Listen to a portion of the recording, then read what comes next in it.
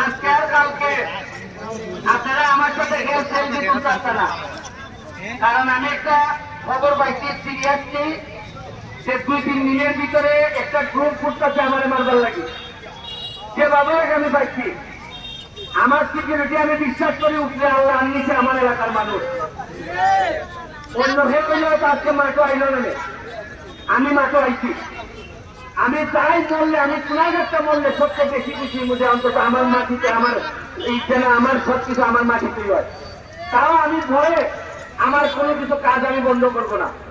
শুধু আপনাদেরকে বলবো আমি একটা এক্সট্রা সিকিউরিটি আপাতত যে কোনো কেউ আমি শরীরের কাছে এলাও করবো না।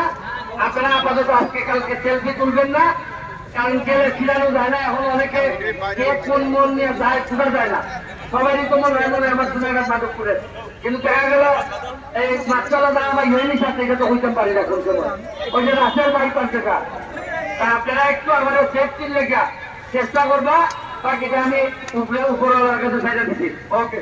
আর আজকের প্রাইস মালিক ভাই জাপানি মালিক ভাই দিতে আসুন। আর প্রাইস কি আর গোল বললেন কি দাম দিব যে গোল করবো কোন চক্করে যে গোল করবো সে 10,000 দিব মালিক ভাই, বুঝছো? তোমরা যদি 5টা গোল করতে আরো 50,000 ভাই খুলছে